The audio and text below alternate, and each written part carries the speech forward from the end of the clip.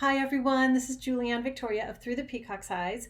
This video is a VR to Mags the Woodland Hag, but she has put her channel on private, so I can't link to her original video, but I will link to Amber at Lavender Moon's video. I'll link that on screen for you at the end here, as the person who inspired me to do this tag, but I also watched Mag's video, but I watched Amber's as well. And check hers out, it's awesome. Okay, so this hashtag is my magical life in a decade. And so it's sort of a review or a looking back. And I like to do this practice every once in a while, not necessarily at the beginning of the year, but just sort of once in a while pause and say, okay, where was I a year ago? Just to see how much I've actually done and grown and accomplished and learned in the past year. Because sometimes we think, oh, nothing's changed, blah, blah, blah, it's all the same. And then you actually pause and look back and you're like, wow, a lot has changed. I've learned a lot. I've grown a lot, and so on. So there are 9 questions here, and I have them printed up here. So my magical life in a decade. So the first question is, my life at the beginning of the 20 teens. So in 2010, my life was completely different, so different from now. I was still healing and recovering from a relationship with what would be called a spiritual narcissist. He was very passive aggressive. We also had a very strong past life connection, like my last lifetime, if you want to go, linearly. And there was a lot I was trying to understand about myself, why I was in that relationship, what I had to learn from it, but also that past life dynamic and what it meant for me in this lifetime. So that was a big thing. I was living in Seattle in my home. I had my private practice there. I had my dog Simba, who is now in spirit and still guides me, and working on helping him heal, because he had a lot of injuries from being tied up and abandoned for years, was a big part of my life as well. So helping him and Simba, that relationship, not that I didn't know what love was, but that was like the most purest, most beautiful form of love that I've ever known. Yeah, it's hard to describe. I had an article published about him in Buddha Dharma magazine. I'll link that below. I'll try to remember to add that, either in the comments or the description, so you can learn a little bit about his story. Yeah, so that was the main stuff going on in my life in the beginning of the 20 teens or 2010. Yeah. Okay.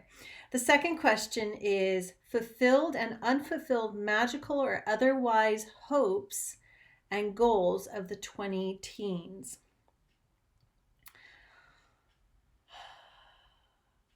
Honestly, so the 20 teens were really challenging. It was, now looking back, most of that decade was a deep dive into the underworld, a deep journey into my own psyche, a deep journey into deep healing. And I want to say my hopes and goals that I had in the 20 teens have all been fulfilled. That's amazing. I'm just right now reading that question and thinking about it, because I didn't really spend time on these questions yet. I just read them over quickly. By 2020, I have fulfilled my hopes and goals that I had in the 20 teens, which were, a healthy relationship, to have a child or children, to be a spiritual counselor, to be doing all the things I'm doing, to write. I don't think I ever had the goal. I never said to myself, I want to be a deck creator, but that is something that has just come out of the writing in a way I never imagined. And now I just love creating decks. I have a few more in the works. magical goals, I'm going to add in here, like unexpected magical goals, were the ancestral healing that I did. So there's a lot there. Okay, number 3, unexpected blessings of the 20 teens. That would be the work I've done with family and ancestors. Totally unexpected. 2010, I wouldn't have dreamed that I would have gone through the journey I would go through in the next decade, basically. This whole past decade. A lot of it has been about family, so psychological, emotional healing for me concerning my family I've known in this physical realm, and then also the ancestral healing. I think in 2010, I probably thought that was the family stuff was what it was, and there was just so much more. Number 4, what did my spiritual path look like at the beginning of the 20 teens? It was strongly yogic and Buddhist, though that is still a part of it, but it's been so much more. Like 2005 through 2010, 11, it was nearly a daily yoga, asana, and pranayama practice, though all the other aspects of yoga are a daily practice. And Buddhist studies. I studied at the Sakya Monastery, and then there was a Nalanda West, and then my own personal practice, which again is a foundation for what I do now. So it's not gone, but that was like the focus or the strength of my spiritual practice at the beginning of the 20 teens. Yeah. Number 5, how has my spiritual path grown through the last decade? So I've definitely incorporated, and this ties in with family and ancestral healing, much more of my Celtic ancestry work. And that includes like working with trees. You could say druidry, but I don't follow any like set system. Working with the fae or fairy energy, and working a little bit with angels, which is something I didn't do 10 years ago at all. Yeah.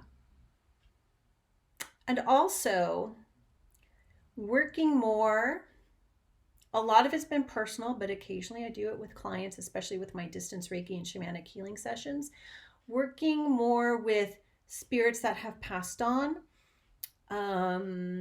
spirit energy in houses, and helping, actually, this has mostly been with pets, helping pets transition when it's their time. And this is like a lot of what's influenced or added to my interest in studying thanatology, or I don't know what you call it, but that's what I'm calling it, thanatology. Not quite death doula work, but more thanatological work.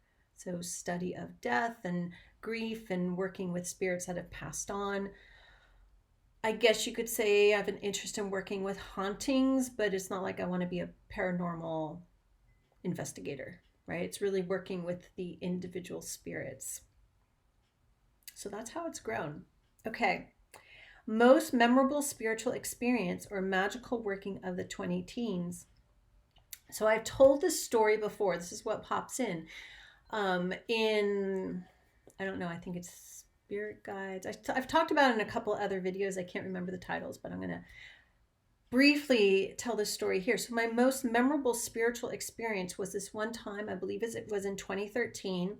It was the middle of the night. I was awake.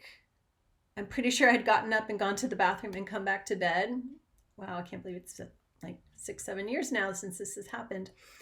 And I was lying in bed on my left side, and it got suddenly cold in a way that I can't describe. Not shivering cold, but it was a cold. But I didn't feel cold, but the air around was very still and cold.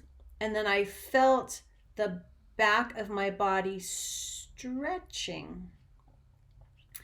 And it was like I was warping and stretching out. I felt like it was happening physically. And I had a brief thought like, what is this? And part of that was curiosity. Part of that was like, what is going on?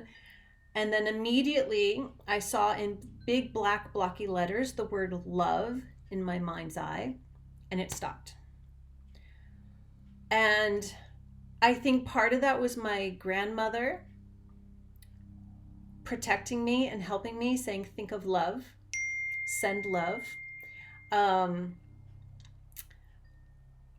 Because of that little bit of curiosity, the more I think about it, I was like, oh, I might have been curious enough to let it go on longer, but good thing I didn't. Because I do feel like it was a spirit in the house I grew up in. It was a haunted house. I was living there at the time, trying to siphon my energy. And so why that is most memorable, not because like, wow, something was trying to siphon my energy, but the power of love. And even just the word, the thought in my head, love, the vision of those letters in my mind's eye of love, the power of love. That is why it is most memorable. And though, I already knew the power of love, and we can, it's like where you can say, yeah, I get it, da, da, da. But to actually experience it like that in such a simple way, in such of extraordinary experience, is amazing. Okay. Number 7, strong life past themes or lessons in the 20 teens. Strong past life themes or lessons. Past life lessons about holding my own boundaries and standing up for myself. And that's played out in so many ways, with family, with spirits, you can even say, and in everyday life. And understanding what that actually means. Number 8, my magical or otherwise hopes and goals for the 2020s and new decade. I kind of mentioned this in my depth here video, but just to continue what I'm doing, magical, to keep creating. To me, that's magic, to keep creating, to keep writing, to keep helping other people through spiritual counseling, to do more, so I guess hopes or goals is to bring in more of the shamanic journeying into my client sessions or in the distance Reiki sessions. And then also the thanatological studies and working with spirits and seeing where that might go or unfold. I don't have a set plan or goal. I just know that that is building and growing, and see where it takes me. And then lastly, any wisdom to share. Wisdom to share. Trust and believe in the power of love. Yeah. Okay, I will leave that there. This was a fun little VR, a nice little review.